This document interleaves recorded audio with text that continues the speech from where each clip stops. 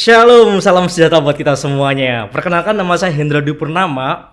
Biasanya saya sapa teman-teman ini melalui media YouTube di Bonawa Corner, di channel YouTube-nya Taman Nasional Bogani Nani Wartabune. Nah, kali ini Balai Taman Nasional Bogani Nani Wartabune dan WCS bersama tim multimedia Gemibem membuat podcast temanya menjaga satwa liar dari sudut pandang Kristen. Kali ini spesial sekali. Dan kita lagi di studionya multimedia Gemibem. Tepuk tangan tim multimedia, keren sekali studionya. Kita akan wawancara langsung. Saya deg-degan juga nih, excited tapi sekaligus deg-degan, Pak. Kita langsung wawancara ke Ketua Sinode Gemibem atau Gereja Masehi Injili di Bolaang Mongondo, Bapak Peki Weni Kamasaane. Tepuk tangan buat beliau. Selamat datang, Pak, di podcast baru kita. Mungkin di kalangan Gemibem, di kalangan di Sulawesi Utara, di Bolaang Mongondo, Pak Peki ini sudah terkenal sekali, sudah tahu semuanya. Mungkin nanti video ditayangkan juga di channel YouTube Taman Nasional Bogani Wartabune juga. Mungkin di kalangan KLHK mungkin bisa perkenalkan dulu lah, Pak. Namanya siapa? Silakan, Bapak. Terima kasih, Hendra. Iya, Pak. Atas kesediaan untuk datang di studio multimedia. Saya juga bingung nih, Pak. Saya sebagai tamu atau Bapak yang sebagai tamu, karena saya berkunjung ke studionya Gemibem yang keren sekali ini. Saya Pendeta Peki Weni Kamasaan. Saya Ketua Sinode Gereja Masehi Injili di Bolaang Mongondo. Senang sekali bisa bertemu dengan Pak Hendra dan semua yang ada di sini. Bahkan yang sedang mengikuti podcast ini. Luar biasa ya. Keren sekali podcast multimedia Gemibem, lengkap alat-alatnya, peralatannya lengkap. Tepuk tangan. Keren sekali. Nah, sebelum kita mau bincang-bincang tentang satwa liar, Pak, sebenarnya sudut pandang dari sudut pandang Kristen itu bagaimana sih, Pak? Karena tujuan kita sebelumnya Balai Taman Nasional Bogani Nani Wartabune dan Gemibem juga sudah melakukan MOU tentang pelestarian dan perlindungan satwa liar dan habitatnya. Nah, sebelum mulai ke sana, Pak, ngomong-ngomong, di logo Gemibem ada burung maleonya. Ada 2 burung maleo. Hampir sama kayak logo Balai Taman Nasional Bogani Wartabune, tapi lebih banyak maleonya di logo Gemibem. Mungkin sedikit saja, Pak, dijelaskan. Pak Hendra, saya ngambil logonya ya. Iya, betul. Jadi ini logo Gemibem, dan di logo Gemibem itu yang berkaitan dengan alam semesta ya, ciptaan Tuhan, itu ada 2 simbol di situ. Ada 2 simbol. Ada 2 ikonnya, simbolnya di situ. Yang pertama memang sepasang spesies burung maleo. Tapi juga di logo kami di Gemibem ada ikon kedua, itu ada gambar ini yang menjadi latar belakang logo kami. Itu ada gunung. Ada gunungnya. Gunung tropis, hutan tropis. Betul. Melambangkan hutan tropis. Kekayaan yang ada di Tanah Bolaang Mongondo. Dan merupakan habitat maleo juga, Pak, ya. Jadi kalau di logo kami ini dikatakan begini, bahwa spesies burung maleo ini sepasang satwa khas Sulawesi. Betul. Melambangkan makna sehati sepikir. Sehati sepikir. Ya. Wih, keren sekali. Dan kemudian yang ikon kedua tadi adalah pegunungan alam tropis. Pegunungan alam tropis. Yang warna hijau tadi. Itu artinya keadaan geografis daerah Bolaang Mongondo yang subur dan tersedianya sumber daya alam, kekayaan alam yang ada di Bolaang Mongondo. Tepuk tangan. Keren sekali. Ini artinya apa yang ada di logo kami, Gereja Masehi Injili di Bolaang Mongondo. Keren sekali. Tepuk tangan. Ada maleonya, ada gunungnya, ada tropisnya tadi, ada juga ternyata juga dataran itu juga subur juga, melambangkan kesuburan, melambangkan satwa, dan mungkin ada habitat maleo juga di sana ya. Tepuk tangan buat. Nah, terus bagaimana Pak peran manusia dalam menjaga lingkungan itu seperti apa sebenarnya yang harusnya?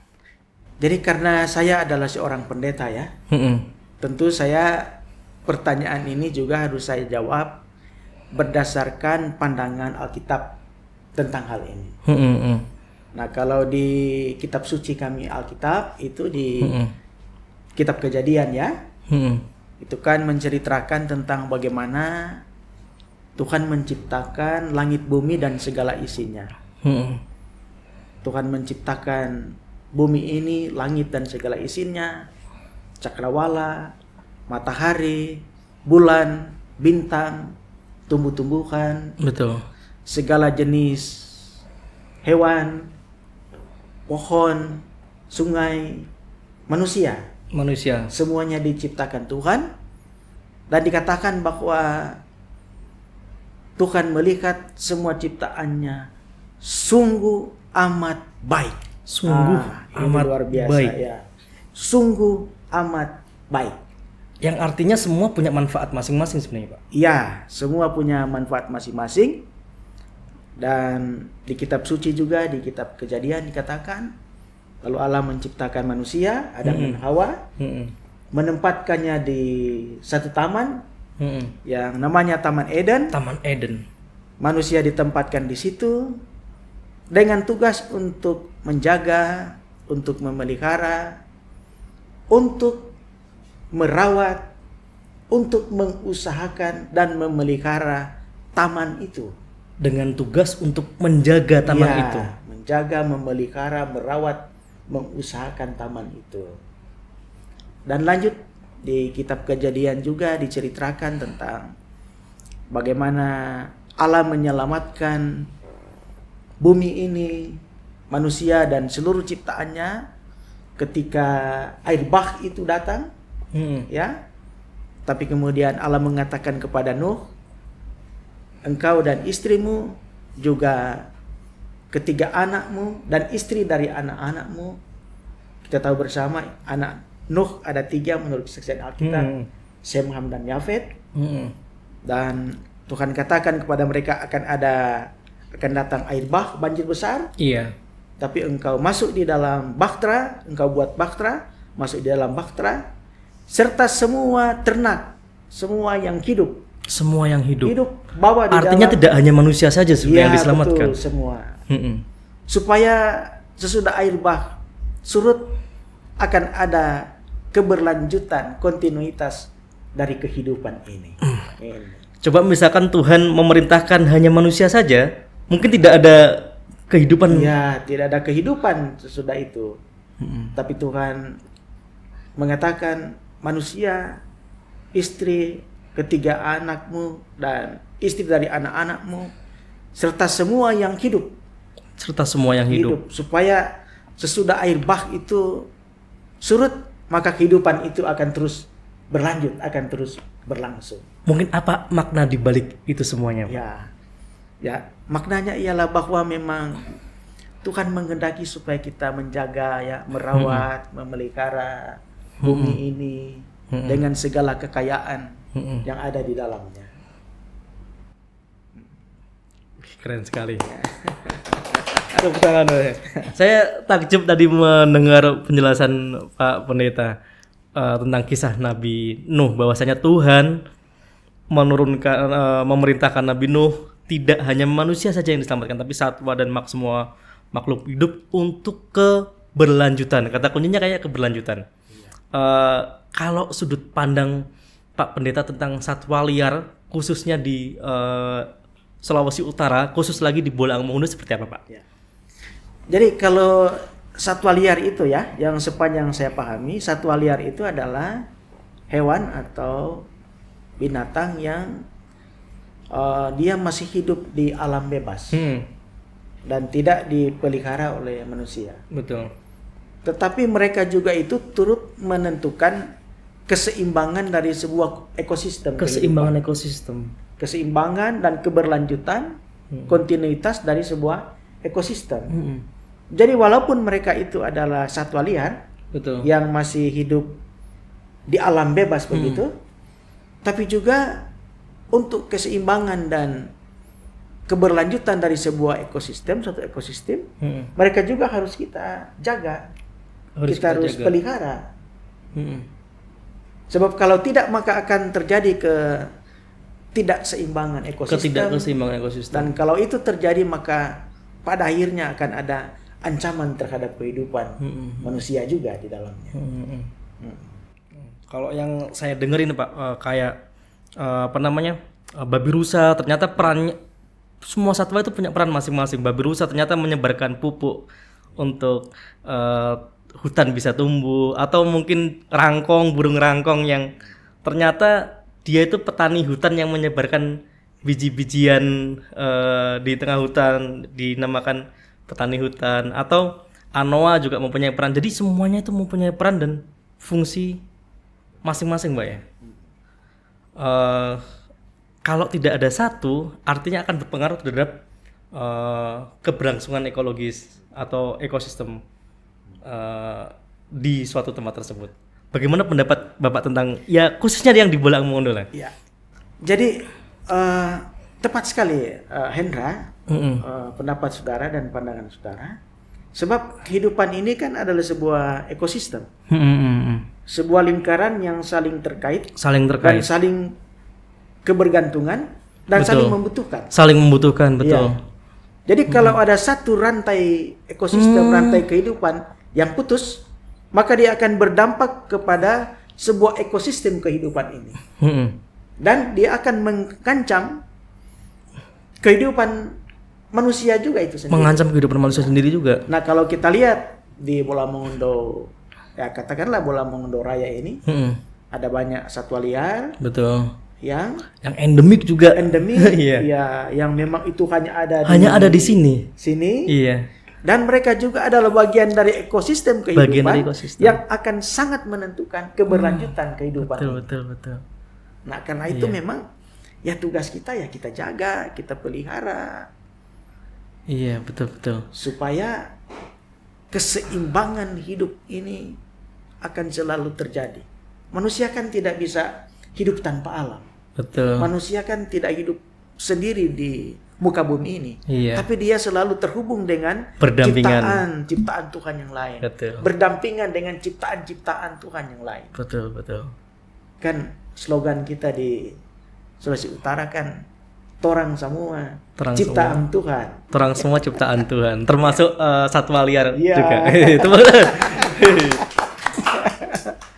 Nah, kayak misalkan saya pernah dengar juga Pak, ketika mungkin tikus itu tidak ada, akan mengancam, ada ular juga, nantinya akan mempengaruhi kehidupan kayak musang Sulawesi juga akan punah, termasuk musang Sulawesi juga menyebarkan biji-bijian itu juga. Jadi semuanya punya fungsi masing-masing. Nah, burung maleo ini Pak, statusnya sekarang kritis atau boleh dikatakan ini kritis, punah lokal, setelah itu punah. Tinggal sedikit saja menuju punah. Karena habitatnya yang rusak, mungkin dari dulu lokasi penurunan jadi pemukiman, jadi tempat wisata, atau perburuan atau pencarian telur maleo. Bagaimana pendapat Bapak tentang itu? Ya, saya bersyukur ya, sebab saya bulan Juni lalu. Nah, ya, betul. kita akan bahas nanti. Kita kan sempat ke Taman Nasional. Betul. Ya. Dan saya bersyukur karena menyaksikan langsung bagaimana proses burung maleo itu terjadi regenerasi. Iya. Jadi dia bertelur, kemudian dari telur itu muncul, dipindahkan ke hatchery, kemudian muncul dan menetas. Manusia kadang-kadang juga harus belajar dari sesama ciptaan. Nah. Jadi selain bermanfaat juga jadi bahan pelajaran juga ternyata satwa liar. Iya, saya ketika menyaksikan bagaimana proses itu ya, burung maleo dengan sifat-sifat ya, Sifat-sifatnya, karakternya yang melekat pada betul burung maleo ini. Ya memang kan tidak ada yang sempurna ya. Betul. Tidak ada yang sempurna. Termasuk manusia itu juga tidak ada yang sempurna. Dan semua ciptaan Tuhan itu tidak ada yang sempurna. Yang sempurna kan hanya pencipta. Hanya penciptanya. Nah, ada hal-hal positif yang bisa kita pelajari dari sesama ciptaan Tuhan. Termasuk dalam hal ini burung maleo tadi. Wah, saya sampai terkagum-kagum waktu itu. Ada hal-hal positif memang yang harus diambil dari burung maleo. Jadi misalnya, waktu itu kan disebutkan bahwa burung maleo itu adalah burung termometer. Iya. Ya. Karena bisa mengukur suhu yang di dalam tanah tadi. Meletakkan telurnya. Ya, untuk meletakkan telurnya di dalam tanah supaya telur itu nanti bisa menetas. Betul. Dia harus mempersiapkan tempat itu termasuk suhu yang pas menunjang. Betul. Suhu yang pas untuk menunjang supaya telur bisa menetas dan melahirkan generasi dari situ lahir. Saya pikir ini salah satu keistimewaan dan keunikan dari burung maleo yang adalah juga ciptaan Tuhan. Nah, manusia kan bisa belajar bagaimana tanggung jawab kita manusia terhadap generasi demi generasi. Menciptakan supaya terjadi kontinuitas kehidupan dari generasi ke generasi. Walaupun ada juga sisi yang ya kurang baik ya. Karena langsung meninggalkan anaknya. Tapi kan kalau hidup ini kan harus belajar dari yang positif. Yang positif. Nah, yang kita ambil supaya hidup ini semakin kaya ya. Dengan jadi dan saya pikir inilah sebenarnya apa ya hikmat, kebijaksanaan yang Tuhan berikan kepada manusia. Betul. Untuk juga bisa belajar dari lingkungan, dari alam, dari semua ciptaan yang ada. Betul. Nah. Ngomong-ngomong, Pak Ketua Sinode ini sudah berkunjung ke Sanktuari Maleo Tambun dan melepasliarkan Cik Maleo ke alam liarnya. Waktu itu perasaannya bagaimana, Pak? Wah, jadi memang waktu saya lihat proses itu sampai dengan saya pegang ya burung maleo yang masih kecil itu, lalu dilepaskan di alam bebas waktu itu ya. Saya pikir bagaimana juga kehidupan sekarang ya. Saya semakin mencintai sesama ciptaan Tuhan, bahwa mereka juga perlu habitat, mereka juga perlu kehidupan yang aman, yang tenang, yang damai, seperti juga manusia. Manusia. Kan manusia juga memerlukan hidup yang tenang, lingkungan yang baik, lingkungan yang terawat, supaya terjadi regenerasi. Nah, saya pikir seperti itulah juga makhluk-makhluk lain. Termasuk waktu saya melepaskan anak Cik Maleo, anak burung maleo itu ke alam bebas. Saya pikir ini sebuah karunia yang Tuhan berikan untuk manusia dan segenap alam ini. Dan luar biasa ini pengalaman. Dan dia akan pergi kemudian cari pasangannya dan akan kembali lagi ke sana untuk meletakkan telurnya untuk generasi berikutnya. Keren sekali burung maleo. Pertanyaan selanjutnya, Pak, tentang fenomena perburuan, kemudian konsumsi satwa liar juga, misalkan di beberapa acara seperti pesta atau pengucapan dan lain sebagainya, masih banyak acara yang khususnya satwa-satwa dilindungi juga. Ada beberapa satwa dilindungi, mungkin bagaimana pandangan Bapak tentang itu? Ya, kita juga ketika menyaksikan fenomena ya seperti ini ya, saya juga agak hati saya juga tergerak dan ada rasa sedih sebenarnya di situ. Karena kan kita semua ini kan ciptaan Tuhan. Ciptaan Tuhan. Ya. Yang harusnya kita saling jaga, kita saling menjaga supaya habitat itu kehidupan itu berlanjut. Dan kan indah sekali kehidupan ini kalau memang manusia itu selalu terhubung dengan ekosistem yang ada di sekitarnya. Nah, memang kalau saya pelajari ya, ada memang satwa yang bisa diburu. Iya. Tapi ada memang satwa liar yang memang harus dijaga, dilindungi. Iya. Sebab kalau kita tidak jaga, kita tidak lindungi, maka satu saat mereka itu akan punah. Dan itu berarti kekayaan dari ciptaan Tuhan juga nanti ikut punah. Kalau kita tidak jaga, kita tidak lindungi itu ya. Nah, memang perburuan satwa liar dan sebagainya itu marak, termasuk ada kegemaran untuk mengkonsumsi ya jenis hewan tertentu. Sekiranya mari kita melihat bahwa memang ada satwa liar yang harus dilindungi, ada satwa liar yang bisa diburu. Betul. Nah, mari kita taat dengan ketentuan-ketentuan, dengan peraturan-peraturan yang sudah ada, supaya sekali lagi kehidupan ini berjalan seimbang. Berjalan seimbang. Karena manusia harus terhubung dengan sesama ciptaan. Saya kadang-kadang melihat ya, apakah bisa melihat langsung atau melalui media televisi, media sosial. Itu kalau melihat satwa tertentu ya, itu hati saya itu seperti tergerak dan waduh, ini semua kekayaan ya, ciptaan Tuhan ya. Bagaimana Tuhan menciptakan begitu kaya, Tuhan menciptakan begitu beragam ciptaan Tuhan ini, supaya kita juga bisa menikmati keindahan dan kekayaan karena keragaman ciptaan Tuhan itu. Ya begitu ya, wah Indra. Nah, kalau misalkan tidak berburu satwa liar, terus sementara ada kebutuhan nih Pak, kebutuhan akan konsumsi daging misalkan, sebaiknya seperti apa Pak? Ya. Jadi ya manusia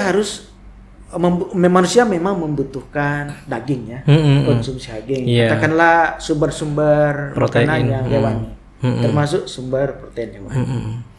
Nah, kita kan sudah ada di era di mana dunia ini sudah begitu berkembang teknologi.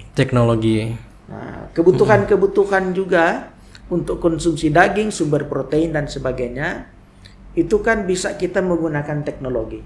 Dalam ini bisa diternakkan untuk memenuhi kebutuhan hewani, konsumsi manusia.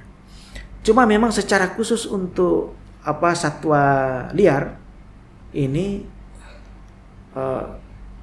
kita memang harus bersama ya, semua komponen masyarakat bangsa ini untuk melihat ada tanggung jawab kita bersama. Ada tanggung jawab kita bersama untuk coba menjaga, melindungi satwa liar ini supaya sekali lagi ekosistem keanekaragaman hayati itu tetap ada.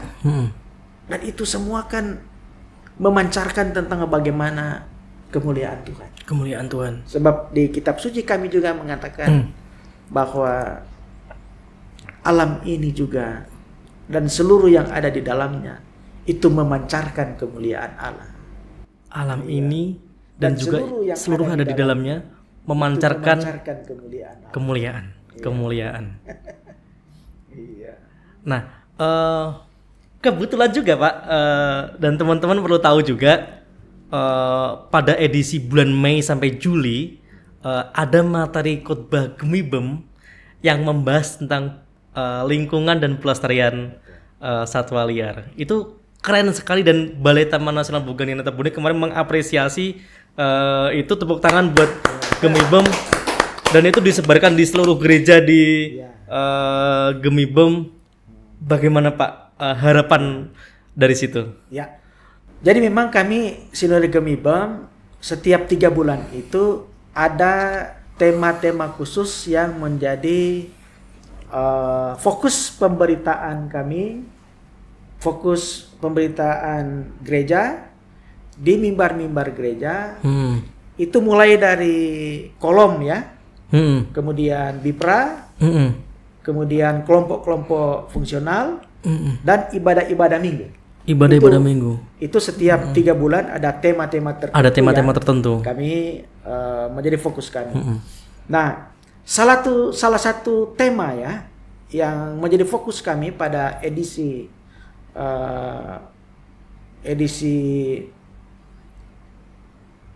5 atau 6 3-4 bulan lalu, iya, tentang ekologi, tentang ekologi, tentang lingkungan, yang juga mencakup bagaimana kita merawat alam dan semua ciptaan yang ada. Merawat alam dan semua ciptaan. Dan tema-tema itu ya memang menjadi tema yang menjadi concern kami, dan kami memberikan landasan tentang tema itu berdasarkan berita di dalam Alkitab. Jadi misalnya tema kami bulan ini ya, karena kita sedang merayakan kemerdekaan kita. Nah, tema kemerdekaan. Kita, misalnya bulan ini sepanjang Agustus, tema pemberitaan kita tentang kemerdekaan. Kemerdekaan. Jadi ada tema-tema tertentu setiap khotbah. Nah, Pak Pendeta, beberapa belakangan ini kita mendengar berita yang kurang baik ini. Kita doakan teman-teman kita yang kena musibah banjir, ada beberapa di lokasi banjir bandang dan lain sebagainya.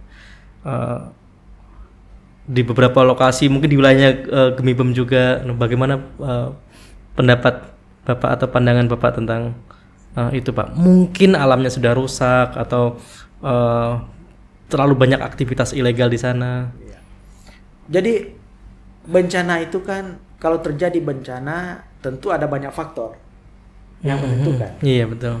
Yang membuat sehingga bencana itu bisa terjadi. Nah, salah satu kan mengapa bencana itu terjadi, misalnya banjir itu terjadi karena ekosistem ini sudah tidak seimbang lagi. Sudah tidak seimbang lagi. Sudah tidak seimbang lagi ekosistem yang ada. Kalau satu terganggu maka dia akan berdampak pada yang lain. Nah, tentu selaku gereja kita prihatin kalau terjadi bencana, tapi juga bersama dengan itu ada tanggung jawab iman kita untuk sama-sama supaya bencana itu bisa diminimalisir. Betul.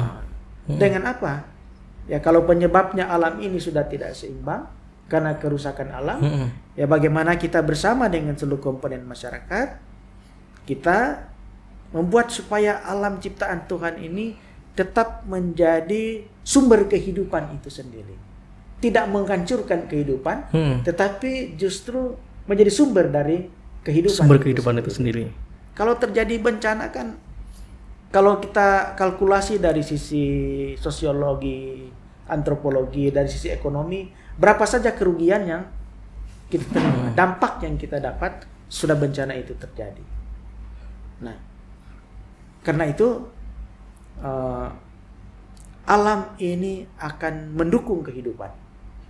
Kalau kita berbuat baik kepada alam, kita menjaga alam, alam juga akan menjaga kita. Menjaga kita.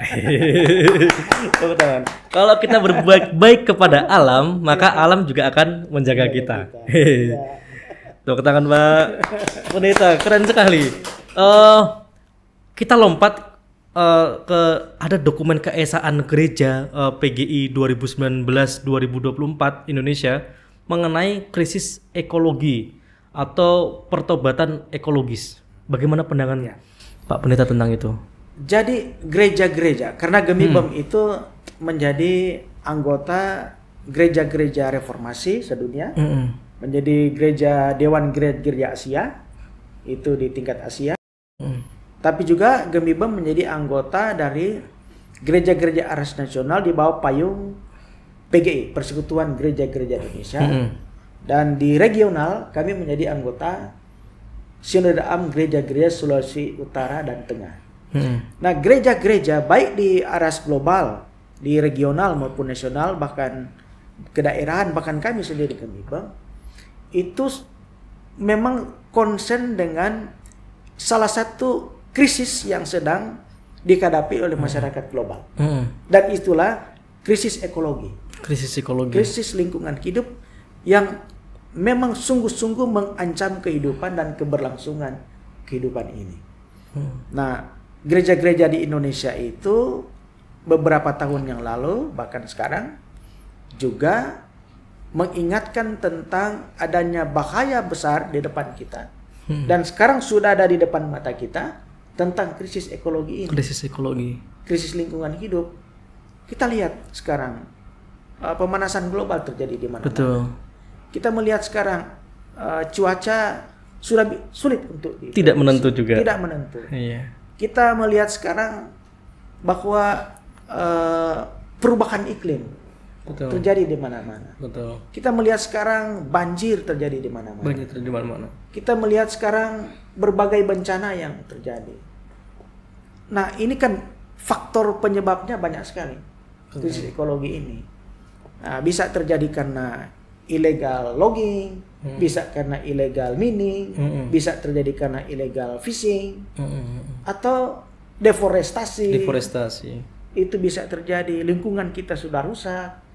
Dan pada akhirnya juga dampak ekologisnya adalah bahwa manusia juga akan turut merasakan itu. Betul. Dan ini menjadi fokus perhatian dan menjadi pekerjaan kita bersama, termasuk gereja-gereja di Indonesia dan secara khusus Gereja Masehi Injili Belah Mongondo. Nah, salah satu cara kita adalah mengembangkan apa yang disebut dengan ugahari. Itu ugahari maksudnya adalah itu pola hidup, gaya hidup yang bersahaja.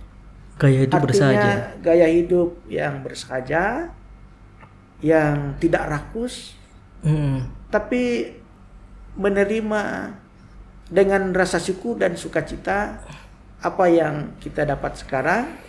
Mau berbagi dengan orang lain, tapi juga bagaimana mau berbagi dengan sesama ciptaan Tuhan ini. Sesama ciptaan Tuhan juga, satwa juga, tumbuhan satwa juga di situ. Iya. Nah, gaya hidup ugahari ini yang akan mencegah orang untuk memperlakukan alam di luar batas-batas kemampuan alam itu. Dan luar biasa sekarang krisis ekologi yang terjadi dan bisa akan lebih besar lagi. Kalau kita tidak menjaganya. Jadi mulai dari sekarang. Mungkin terakhir Pak Pendeta, mungkin ajakan ke penonton, ke teman-teman semuanya untuk tidak melakukan aktivitas ilegal seperti tadi perburuan, perambahan yang menyebabkan deforestasi atau aktivitas ilegal lainnya.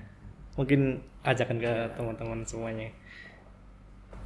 Saya selaku Ketua Sinode Gereja Masehi Injili Belah Mongondo secara pribadi juga mengajak dan menyerukan seluruh masyarakat. Mari kita untuk tidak melakukan aktivitas ilegal seperti berburu, pembalakan hutan, kemudian merambah hutan, dan pada saat yang sama kita jaga alam ini. Kita pelihara alam ini. Kita perlu lindungi dan lestarikan satwa yang juga akan menentukan seluruh sistem dari kehidupan ini. Kalau satu terganggu, dia bisa mengganggu rantai kehidupan yang lain. Termasuk kehidupan manusia. Tepuk tangan buat Pak Baik Mas Andu. Hari ini saya dapat banyak pembelajaran. Oh, terakhir ada oleh-oleh Jackson. Boleh minta tolong, ada kaos. Hari ini saya banyak sekali mendapat pelajaran tentang menjaga alam, termasuk ternyata kita harus menjaga sesama ciptaan Tuhan. Oke, ini boleh ada oleh-oleh dari Taman Nasional Bugani Natabone. Boleh Pak. Ada boleh dibuka juga. Boleh dibuka ya. Boleh dibuka juga Pak. Atau langsung dibuka juga boleh. Boleh dibuka Pak. Oh ya, boleh dibuka. Isinya luar kaos biasa. boleh di Oke. Saya buka aja. Iya, saya Pak. buka supaya ditunjukkan ini. Nah, ini ada gambarnya di sini. Ada satwa babi rusa, babi rusa Sulawesi. Ini endemik Sulawesi. Keep nature wild. Ya. Ini salah satu satwa yang Salah satu satwa dilindungi dan endemik hanya ada di Sulawesi. cuma ada di Sulawesi. Babi rusa Sulawesi tidak ada di tempat manapun di dunia ini, hanya ada di Sulawesi. Iya. Dan itu harus kita jaga Iya. bersama sesama makhluk ciptaan Tuhan. bersama-sama. Wih, tepuk tangan Pak Faiki Kamasaan. Keren sekali. Sampai jumpa di podcast selanjutnya. Bye bye.